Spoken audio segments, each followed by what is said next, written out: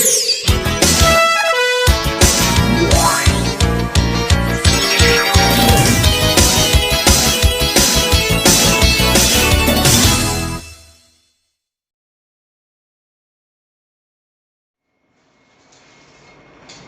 Students, तो last time हमने order of reaction के बारे में पढ़ा था। ठीक है, हमने रेट लॉ और लॉ ऑफ मास एक्शन के डिफरेंस के बारे में पढ़ लिया, ऑर्डर ऑफ रिएक्शन के बारे में पढ़ लिया, ऑर्डर कैसे फाइंड करते हैं वो देख लिया कि सिंगल स्टेप की रिएक्शन हो तो उसके लिए हम रेट लॉ और लॉ ऑफ मास एक्शन जो है वो दोनों सेम हो जाते हैं सिंगल स्टेप के लिए। बट इन मल्टीपल स्टेप जो है वो दोनों लॉ क्या हो जाते हैं, डिफरेंस हो जाते हैं, क्योंकि लॉ ऑफ मास एक्शन जो है वो क्या है, थ्योरेटिकल है, और लॉ रेट लॉ जो है वो क्या है, प्रैक्टिकल है। उसके लिए हमें क्या चाहिए, ऑर्डर ऑफ रिएक्शन को फाइंड करने के लिए क्या चाहिए, हमें उसकी वैल्यू चाहिए, प्रैक्टिकल वैल्यू चाहिए। ओवरऑल ऑर्डर हमने देख लिया कि ओवरऑल ऑर्डर कैसे हम फाइंड कर सकते हैं। ठीक है, आज हम बात करेंगे मोलेक्युलरिटी पे। ठीक है, what is molecularity? Molecularity is the new topic. तो यहाँ पे फर्स्ट ऑफ ऑल मैं डेफिनेशन लिख लेता हूँ। Molecularity, it is the number of particles colliding simultaneously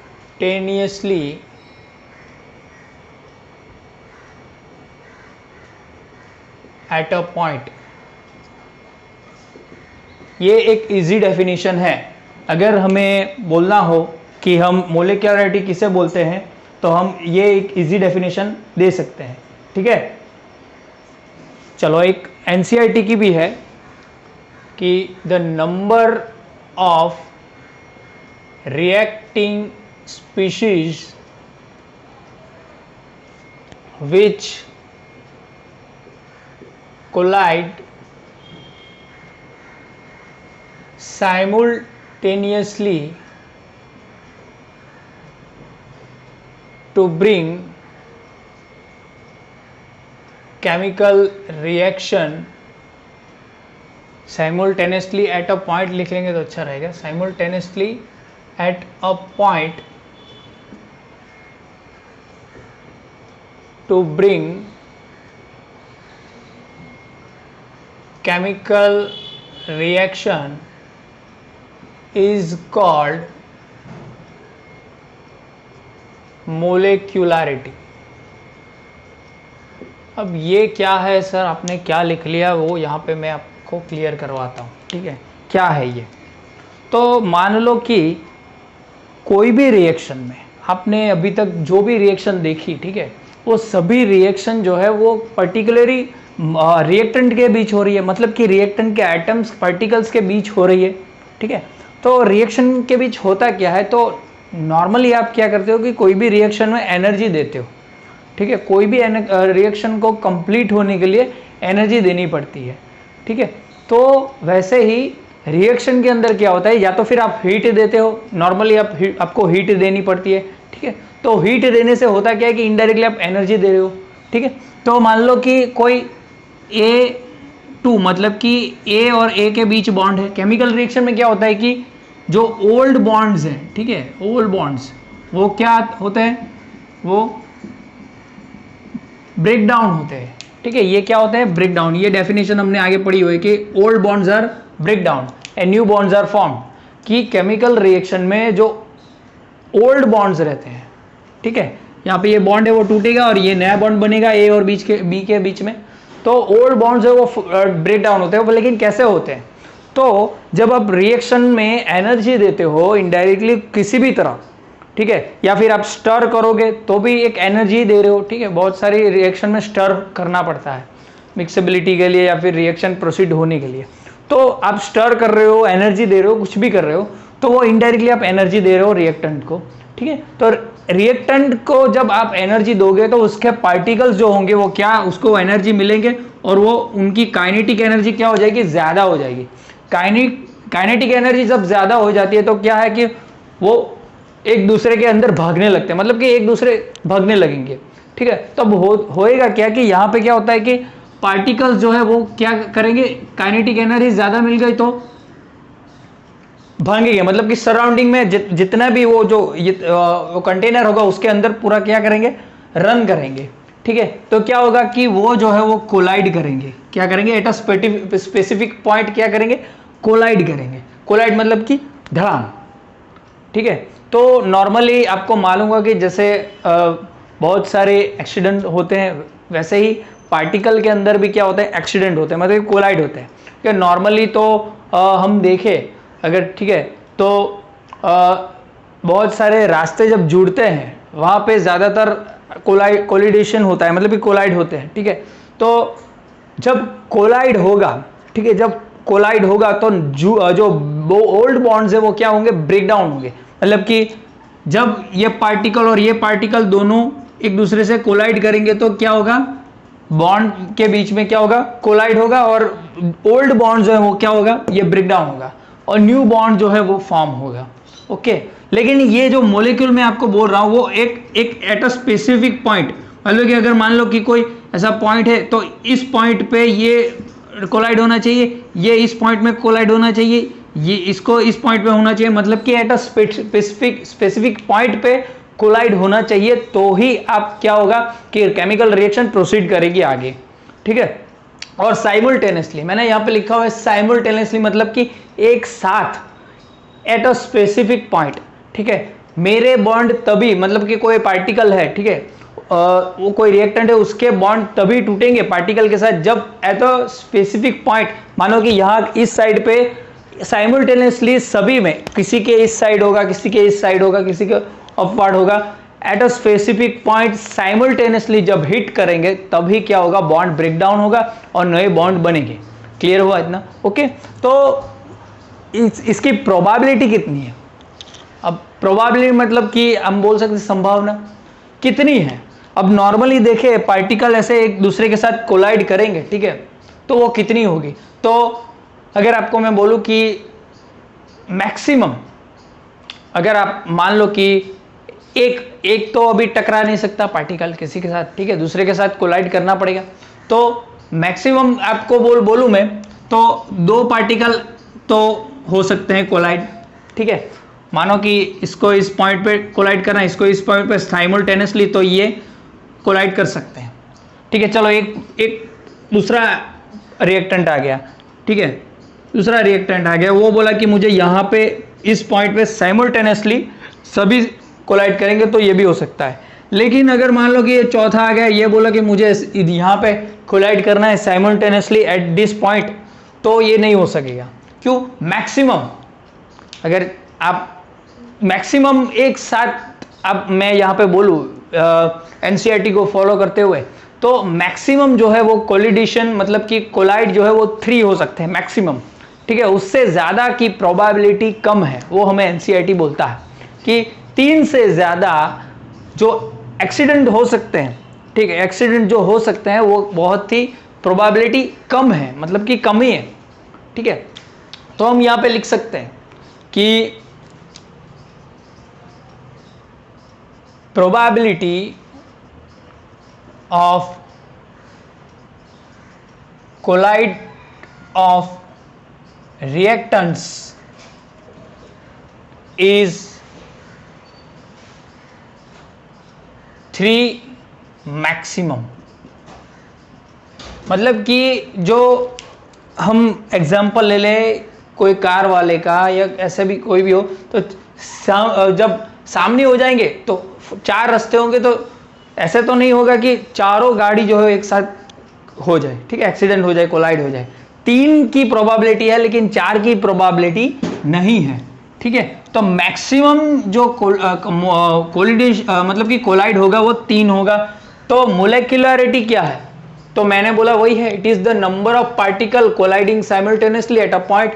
मोलेक्युलरिटी क्या है कि कोई रिएक्टिंग स्पीशीज है, ठीक है, केमिकल रिएक्शन के अंदर वो कोलाइड कर रही है, और कितनी नंबर ऑफ पार्टिकल्स, कितने पार्टिकल्स कोलाइड कर रहे हैं, ठीक है, उसे मोलेक्युलरिटी बोलेंगे। तो यहाँ पे 3 जो है, 3 वो मैक्सिमम है,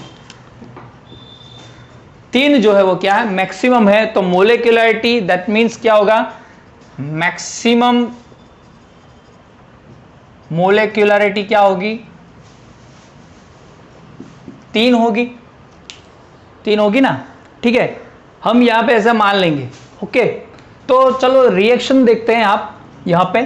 फर्स्ट जो है वो हम देखेंगे डीकंपोजिशन रिएक्शन। डीकंपोजिशन रिएक्शन जो है वो हम यहाँ पे देख लेते हैं। एमोनियम नाइट्रेट का डीकंपोजिशन, यहाँ पे हम इसे हीट दे रहे हैं और यहाँ पे आप देखोगे तो ये N और ये N क्या बना देगा, N2 बना देगा, और बाकी के 4 हाइड्रोजन एटम्स और ये 2 क्या बना देंगे, 2H2O बना देंगे। ठीक है, तो यहाँ पे देखो ये भाई तो सिर्फ 1 ही है, यहाँ पे स्टोइकियोमेट्रिक कोएफिशिएंट बैलेंस रिएक्शन है, यहाँ पे 1 है, तो इसे हम यूनिमोलेक्यूलर रिएक्शन भी बोलते हैं क्योंकि यहाँ पे एक ही है। जब एक ही रिएक्टेंट होगा तो इसे यूनिमोलेक्यूलर रिएक्शन भी बोल सकते हैं। ये वैसे तो ये डीकंपोजिशन रिएक्शन है, ठीक है, और उसकी मोलेक्युलरिटी क्या होगी, यहाँ पे तो 1 एटम ही है तो क्या होगी, 1 होगी। ठीक है, या फिर ऐसा भी बोल सकते हैं कि मोलेक्युलरिटी जिसकी 1 हो उसे ही क्या बोला जाता है, यूनिमोलेक्युलर रिएक्शन बोलते हैं। ठीक है, चलो दूसरा एग्जांपल देखते हैं। दूसरे एग्जांपल में बोलेंगे हम मोलेक्युलर रिएक्शन। बायमोलेक्युलर मतलब कि आप समझ जाना, बाय मतलब कि 2, इसकी मोलेक्युलरिटी क्या होगी, 2 होगी, उसे बायमोलेक्युलर रिएक्शन बोलते हैं। जैसे कि यहाँ पे ले लो 2HI gives H2 and I2। ठीक है, यहाँ पे आप देखो HI के कितने 2 एटम से दोनों क्या करेंगे, कोलाइड करेंगे। ओके, तो इसकी मोलेक्युलरिटी क्या होगी, मोलेक्युलरिटी इज इक्वल टू 2 क्योंकि बायमोलेक्युलर रिएक्शन है। ठीक है, वैसे ही यहाँ पे थर्ड रिएक्शन देखते हैं, ट्राई मोलेक्युलर रिएक्शन। इसे क्या बोलेंगे, ट्राई मोलेक्युलर रिएक्शन। अब ट्राई मोलेक्युलर रिएक्शन किसको बोलेंगे, जिसकी मोलेक्युलरिटी 3 होगी। 2 + O2 क्या देंगे, 2SO3 देंगे। ठीक है, जब 2 moles of SO2 reacts with O2 मतलब कि 1 mole of O2 which gives 2 moles of SO3। तो यहाँ पे देखिए ये 2 मोल SO2 है और ये 1 मोल क्या है, O2 है here, so which makes 2 moles of SO3। तो यहाँ पे मोलिकुलरिटी क्या हो गई, 3 हो गई, ये 2 और ये 3, यहाँ पे ये दोनों ही है तो 2 और यहाँ पे तो एक ही है तो 1। Okay, clear. मतलब कि आप देखो कि मोलिकुलरिटी जो है वो हम रिएक्शन जब बैलेंस हो जाती है, ठीक है, तो वो देख के बता सकते हैं कि मोलिकुलरिटी कितनी है। जैसे हम ऑर्डर बता सकते थे वैसे ही, ठीक है, ठीक है, ऑर्डर तो वैसे तो प्रैक्टिकली डिटेल चाहिए, ठीक है, लेकिन मोलिकुलरिटी जो है हम देख के बता सकते हैं। तो हम यहाँ पे लिख सकते हैं by observing balance reaction we can predict molecularity। हम मोलिकुलरिटी बता सकते हैं बाय ऑब्जर्विंग रिएक्शन। तो हम बोल सकते हैं कि so we can say that molecularity is a theoretical concept. ये क्या है, थियोरिटिकल कॉन्सेप्ट है, इसके लिए हमें किसी भी प्रैक्टिकल डेटा की ज़रूरत नहीं है। ओके, इतना क्लियर हो गया। ओके, तो चलो आगे चलते हैं, एक और रिएक्शन देखते हैं, KClO3 + 6FeSO4 + 3H2SO4। KClO3 + 6FeSO4 + 3H2SO4। एक बार देख लेता हूँ रिएक्शन बराबर है क्या, 6FeSO4 3H2SO4 which gives KCl + 3Fe2, KCl + 3Fe2SO4 3 + 3H2O। ठीक है, हमारी एनसीईआरटी में ये रिएक्शन दी गई है। ओके, चलो अब यहां पे आप देखो कि ये रिएक्शन दी गई है, तो फर्स्ट ऑफ ऑल ये रिएक्शन जो है उसकी मोलेक्युलरिटी क्या होगी, देखो यहाँ पे मोलेक्युलरिटी आप फाइंड करो। मोलेक्युलरिटी यहाँ पे 1 है, 1 6 7 एंड 3 10, तो क्या है 10 है, मोलेक्युलरिटी क्या है 10 है। लेकिन मैंने आपको आगे ही बोला कि मोलेक्युलरिटी जो है वो 3 से ज़्यादा हो नहीं सकती, नहीं हो सकती है ना। तो मोलेक्युलरिटी तो यहाँ पे 10 है, इसका मतलब है कि 10 तो आ ही नहीं सकता, मोलेक्युलरिटी 10 तो आ ही नहीं सकती। तो ये जो रिएक्शन है वो हम क्या बोल सकते हैं, it is a complex reaction. Complex reaction या फिर मल्टीपल स्टेप रिएक्शन भी बोल सकते हैं। जो आगे का फंडा हमें रेट लॉ और लॉ ऑफ मास एक्शन के बारे में बताता है कि कोई भी सिंगल स्टेप रिएक्शन होगी उसके बारे में हम order of reaction simply balance reaction से निकाल सकते हैं, ठीक है, क्योंकि वो NO2 वाली रिएक्शन थी जिसका हमने प्रैक्टिकली सब वैल्यू से देखा था, तो उसका रेट लॉ और law of mass action same आया था और ऑर्डर ऑफ रिएक्शन भी हम वैसे फाइंड कर सकते हैं, लेकिन वो सिंगल स्टेप थी इसलिए, ठीक है। लेकिन ये ऐसी चीज़ जो है जिसकी मोलेक्युलरिटी 3 से ज़्यादा होगी वो क्या होगी, कॉम्प्लेक्स रिएक्शन होगी, मतलब कि मल्टीपल स्टेप, ये जो रिएक्शन है वो क्या होगी, मल्टीपल स्टेप रिएक्शन होगी, ठीक है। और वैसे भी मैंने यहाँ पे आपको क्लियर करवाया कि मोलेक्युलरिटी जो है वो थियोरेटिकल कॉन्सेप्ट है, ठीक है। तो यहाँ पे ये जो रिएक्शन है उसके बारे में हम बोले तो क्या है, मल्टीपल स्टेप रिएक्शन है। ओके, चलो इतना क्लियर हो गया, समझ में आ गया इतना। अब यहाँ पे ये देखो कि अगर मल्टीपल स्टेप रिएक्शन होगी तो अगर इसका ऑर्डर देखें तो ऑर्डर कितना होगा, यहाँ पे ऑर्डर आप निकालो, यहाँ पे ऑर्डर देखो, ROR मतलब कि rate of reaction is equal to KClO3 1 ही है यहाँ पे, तो FeSO4 6 और H2SO4 3, ठीक है, ये रेट ऑफ रिएक्शन है। ऑर्डर यहाँ पे कितना होगा, ऑर्डर आप देखोगे तो 1 + 6 + 3 क्या होगा 10, ठीक है। लेकिन ऑर्डर जो है इस रिएक्शन का, order of reaction this reaction is 2, order of reaction क्या है 2 है। तो मैंने आपको आगे बताया था कि जब मल्टीपल रिएक्शन होगी तो इस केस के अंदर रेट ऑफ रिएक्शन जो है वो इसके अंदर बहुत सारे स्टेप होंगे, 1 होंगे 2 या 3 स्टेप होंगे, जो भी होंगे मल्टीपल स्टेप, तो उसमें से जो भी स्लो रेट डिटरमाइनिंग स्टेप होगा, स्लो स्टेप होगा, उस पर डिपेंड करेगी ये रिएक्शन का रेट ऑफ रिएक्शन। अब आप बोलोगे ये सर क्या बोल रहे हो, मान लो कि एक एग्जांपल दे रहा हूं मैं आपको, आप रेस दौड़ रहे हो, ठीक है।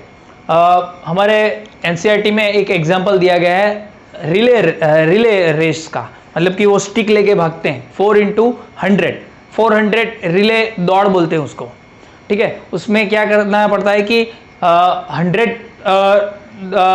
मीटर दौड़ने के बाद आपको दूसरे पार्टनर को आपको स्टिक देनी पड़ती है, ठीक है। तो 100 मीटर दौड़ने के बाद आपको जिसे स्टिक देनी पड़ेगी वापस फिर वो दौड़ेगा।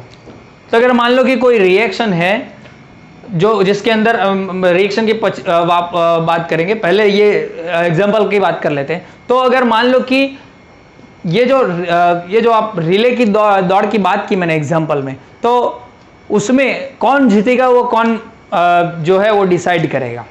अगर मान लो कि 4 जो एथलीट है उसके अंदर 3 एथलीट जो है वो बहुत ही फास्ट जो है वो रनिंग कर सकते हैं, लेकिन उन्हें चिंता है कि अभी भी जो है वो प्रॉब्लम हो सकती है जीतने के अंदर। क्यों? क्योंकि जो लास्ट वाली रिएक्शन है, मतलब कि लास्ट वाला जो एथलीट है वो ज़्यादा फास्ट नहीं रन कर सकता। अब वो ज़्यादा रन नहीं करेगा तो क्या हो सकता है कि लास्ट जो स्टेप है, लास्ट 100 मीटर जो है उसमें क्या हो सकता है कि आगे वाला निकल सकता है या पीछे वाला भी निकल सकता है, ठीक है। तो इस केस के अंदर हम बोल सकते हैं कि वो लोग को क्या चिंता होगी, 3 एथलीट तो दौड़ सकते हैं लेकिन चौथा जो लास्ट वाला है वो क्या करेगा, प्रॉब्लम क्रिएट करेगा। तो वैसे ही जब कॉम्प्लेक्स रिएक्शन होती है तो चारों स्टेप हो या 3 स्टेप हो, ठीक है, उनमें से जो भी स्लो स्टेप होगा, स्लो स्टेप होगा, स्लो स्टेप होगा, वही क्या होगा, रेट डिटरमाइनिंग स्टेप होगा। इसके अंदर 2 या 3 स्टेप, जितने भी स्टेप है उसमें एक स्टेप ऐसा होगा जिसका जो ऑर्डर है वो 2 आएगा। इसी वजह से इस रिएक्शन का ऑर्डर क्या है, 2 है। समझ में आ गया, क्लियर हुआ? ओके ओके, चलो इतना नोट करो, फिर आगे चलते हैं। स्क्रीनशॉट ले लो। ओके चलो अब आगे चलते हैं। चलो ये तो क्लियर आउट हो गया। तो यहाँ पे एक पॉइंट है वो लिख लेते हैं। अब हमने मोलिकुलरिटी के बारे में क्या देखा कि ऑर्डर जो है, ऑर्डर उसकी वैल्यू फ्रैक्शन में हो सकती है, नेगेटिव भी हो सकती है, ठीक है। लेकिन मोलिकुलरिटी जो है वो क्या है, उसकी वैल्यू जो है वो डिफरेंट है ऑर्डर से। वो जो डिफरेंस है वो मैं आपको बताऊंगा। मोलिकुलरिटी जो है वो क्या है कि उसकी वैल्यू जो है वो ना तो नेगेटिव हो सकती है, ना तो फ्रैक्शन हो सकती है, ना फिर हम बोल सकते हैं ना तो कोई और, उसका जो वैल्यू होगी वो क्या होगी, होल नंबर में ही होगी। क्यों? ऐसा तो नहीं होगा कि कोई आधा मोलिक्यूल है वो जाके कोलाइड करेगा, या फिर फ्रैक्शन वाला मोलिक्यूल है वो कोलाइड करेगा, या फिर नेगेटिव तो कैसे आएगी, ठीक है ना। नेगेटिव मतलब तो कोई कोलाइडेशन ही नहीं होगा, कोलाइड ही नहीं होगा। अगर कोलाइड नहीं होगा तो केमिकल रिएक्शन आगे प्रोसीड कैसे करेगी, ठीक है। तो हम यहां पे लिख सकते हैं molecularity values can not be negative और फ्रैक्शन वैल्यूज। ओके, उसकी वैल्यूज जो है कभी नेगेटिव फ्रैक्शन में नहीं आ सकती, ठीक है, क्लियर, होल नंबर में ही आएगी।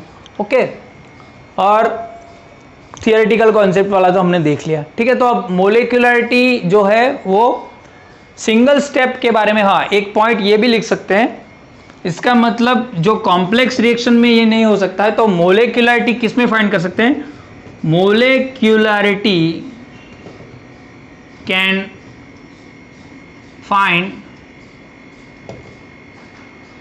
फॉर ओनली एलिमेंटरी, यानी कि single step reaction, single step reaction.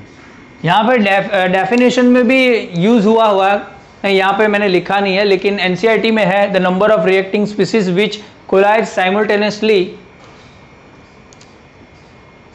Reacting species in a, यहां पे लिख लेता हूं मैं, वो पॉइंट चाहिए यहां पे, species in a elementary reaction, यहां पे लिख लेता हूं, elementary reaction which collide simultaneously to at a point to bring chemical reaction। अब ये जो एलिमेंट्री रिएक्शन है मतलब कि single step reaction, single step reaction के बारे में हमने पढ़ा कि वो एक ही स्टेप में हो जाती है। एक ही स्टेप में अगर होगी रिएक्शन तो हम उसका रेट लॉ और लॉ ऑफ मास एक्शन दोनों सेम लिख सकते हैं, ठीक है, और उसका ऑर्डर भी निकाल सकते हैं। और हम अब एक नई चीज मोलिकुलरिटी भी हम सीधे बैलेंस करके निकाल सकते हैं, सिंगल स्टेप की रिएक्शन। मतलब कि वो जो NO2 वाली हमने देखी थी उसकी हम उसका जो वैल्यू है वो कैसे निकाल सकते हैं, ऑर्डर सीधे ही देख के बैलेंस करके, ठीक है। लॉ ऑफ मास एक्शन और रेट लॉ जो है उसका सेम हो जाएगा, ठीक है। और मोलिकुलरिटी हम इजीली फाइंड कर सकते हैं, वो भी अराउंड 3 आएगी, ठीक है। ओके चलो आगे चलते हैं, इतना क्लियर, स्क्रीनशॉट ले लो, आगे चलते हैं। चलो अब डिफरेंस देख लेते हैं। डिफरेंस क्या है, मोलिकुलरिटी फॉर सिंगल स्टेप या फिर एलिमेंट्री रिएक्शन बोल सकते हैं हम, elementary reaction which is single step reaction and complex reaction. So I just write here single step reaction which is also called as elementary reaction।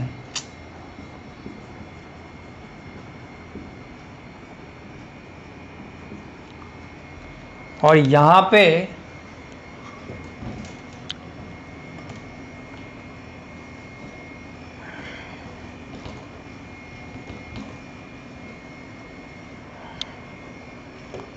हम ले सकते हैं multiple step reaction which is complex reaction. Okay अब single step reaction मतलब कि मान लो कि हम यहाँ पे ले ले A plus 2B which makes P, ठीक है। तो यहाँ पे आप देखो, यहाँ पे 1 है, यहाँ पे 2 है, ठीक है। तो इसका रेट लॉ या इज इक्वल टू क्या होगा, लॉ ऑफ मास एक्शन हो जाएगा जो हमने आगे पढ़ा, ठीक है। रेट लॉ और ये क्या हो जाएगा, सेम हो जाएगा, ठीक है। इसका रेट ऑफ रिएक्शन क्या होगा, K इंटू A⁻1 B⁻2, ठीक है। अब 2 कहाँ से आया, I1 कहाँ से आया, A का स्टोक्योमेट्रिक कोफिशिएंट है जो X की वैल्यू क्या हो जाएगी, स्टोक्योमेट्रिक कोफिशिएंट हो जाएगी। यहाँ पे Y की वैल्यू भी क्या हो जाएगी, स्टोक्योमेट्रिक कोफिशिएंट हो जाएगी, क्योंकि सिंगल स्टेप रिएक्शन है। तो यहाँ पे Y is equal to B, sorry वही सेम ही होगा, 2 होगा, ठीक है। तो रेट ऑफ रिएक्शन ये रहा, ओके। रेट ऑफ रिएक्शन क्या, ये हमने लिख लिया। ऑर्डर क्या होगा, ऑर्डर ऑफ रिएक्शन 1 और ये 1 + 2 3, ठीक है। ऑर्डर ये रहा 1 + 2 3। मोलेक्युलरिटी क्या होगी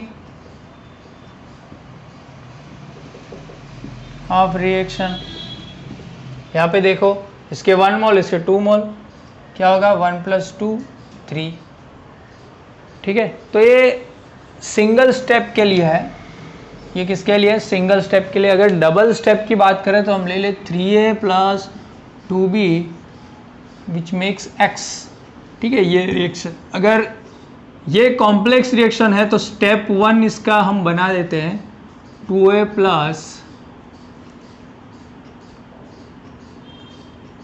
B विच मेक्स C, ठीक है। तो इसका क्या बनाए, C + D मेक्स यहाँ पे X, ठीक है।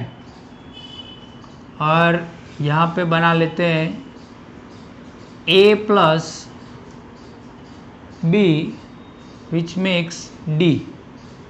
यहाँ पे X नहीं बनाएंगे, यहाँ पे हम ले लेते हैं D, यहाँ पे X ले लेते हैं। तो यहाँ पे क्या लेंगे, C, A प्लस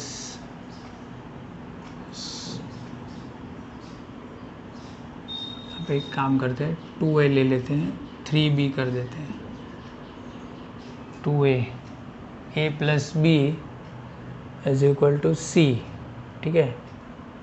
2A कर देते हैं, चलो यहाँ पे A ले लेते हैं बताने के लिए, तो C कट हो जाएगा, ठीक है।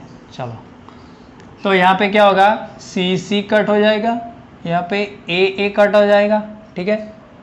2A + 3B कोई X बनाएगा, ठीक है। ये स्टेप 2 है, ये स्टेप 3 है, मतलब कि ये जो रिएक्शन है वो 3 स्टेप के अंदर हो रही है, ठीक है। और ये लास्ट में हमें मिल रहा है। तो इसके लिए अगर हम रेट हम देखें, ठीक है, रेट ऑफ रिएक्शन क्या हो जाएगा, A⁻2 B⁻3, ऑर्डर क्या हो जाएगा 5 हो जाएगा। वैसे हमने वहाँ 10 देखा था, लेकिन ये चीज़ क्या है, ये तो गलत है, ये क्या है, ये तो गलत है। क्यों गलत है वो आपको बताया कि ये क्या है, मल्टीपल स्टेप है, ये क्या है, मल्टीपल स्टेप रिएक्शन, तो ये तो चीज़ क्या है, गलत है। तो जैसे ही मैंने बोला कि इन 3 स्टेप में से अगर मान लो कि इसकी ये जो है वो स्लो स्टेप रिएक्शन है, स्लो स्टेप रिएक्शन है ये लास्ट वाली, ठीक है। लास्ट वाली क्या है, स्लो स्टेप रिएक्शन है। सो हम बोल सकते हैं the slow step reaction in a complex reaction is a rate, is the ले लेते हैं, is the rate determining step of the whole reaction.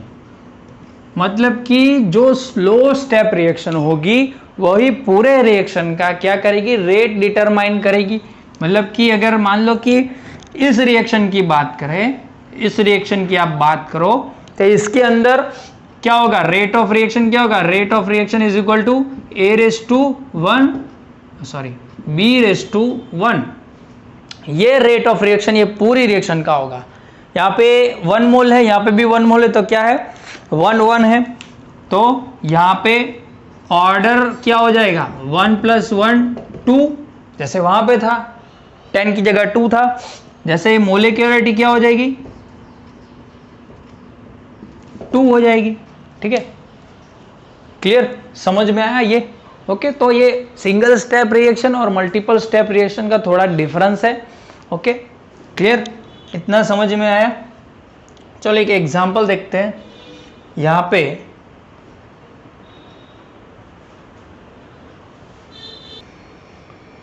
एक दो एग्जांपल है वो देखते हैं हम।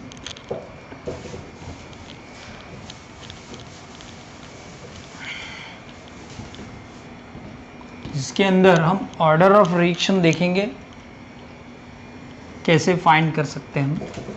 एक दो इंटेक्स क्वेश्चन है वो भी देख लेते हैं। तो यहाँ पे मान लो कि R/P जो है वो हमें दिया गया है, ठीक है, जिसका ऑर्डर जो है वो KR² है। ठीक है, ये रेट हमें दिया गया है, सीधा सिंगल स्टेप रिएक्शन है। अगर मान लो इफ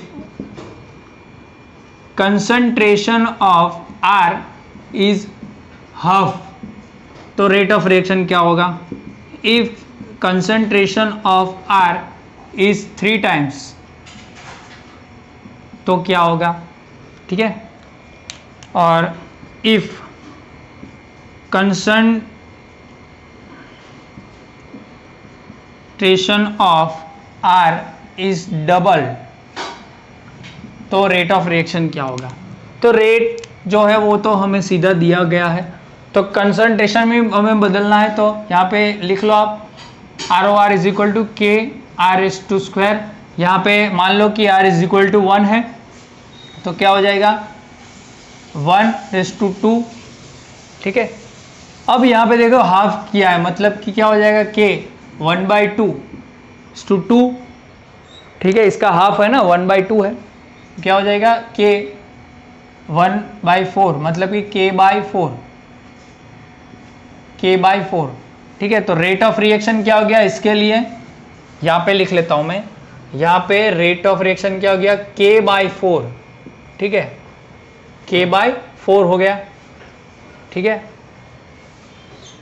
यहाँ पे शो कर देता हूँ, यहाँ पे क्या होगा 3 टाइम्स है, तो KR/2 K1/2।